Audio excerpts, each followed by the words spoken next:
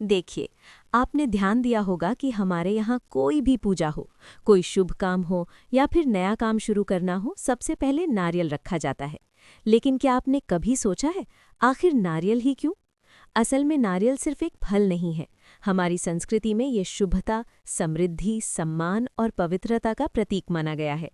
जब हम पूजा में नारियल रखते हैं तो आमतौर पर उस पर कुमकुम की 5 बिंदियां लगाते हैं और उसे कलश पर रखते हैं। इसका मतलब होता है कि हम अपने अहंकार को छोड़कर पूरे मन से ईश्वर के सामने समर्पण कर रहे हैं। अब एक बहुत रोचक बात सुनिए।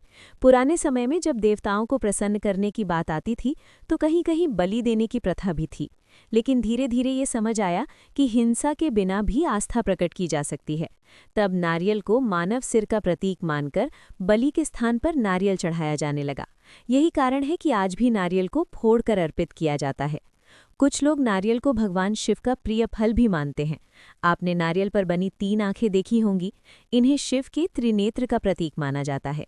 इतना ही नहीं, तांत्रिक और आध्यात्मिक मान्यताओं में कहा गया है कि नारियल में ब्रह्मा, विष्णु और महेश तीनों का वास होता है। इसीलिए इसे पूर्णता का प्रतीक माना गया। अब जरा नारियल की बनावट पर ध्यान दीजिए। बाहर से ये बहुत सख्त होता है, लेकिन अंदर से एकदम साफ, मीठा और शुद्ध। शास्त्र कहते हैं मनुष्य को भी नारियल जैसा होना चाहिए।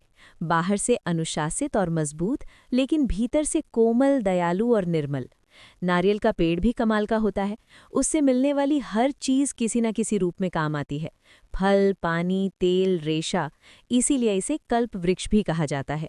एक और सुंदर बात है, नारियल दक्षिण भारत और समुद्र किनारे ज्यादा उगता है, लेकिन उत्तर भारत में भी हर पूजा में इसका प्रयोग होता है। इस तरह नारियल उत्तर और दक्षिण की एकता का प्रतीक भी बन गया है।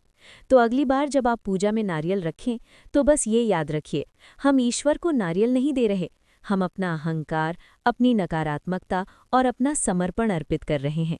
यही नारियल का असली अर्थ है।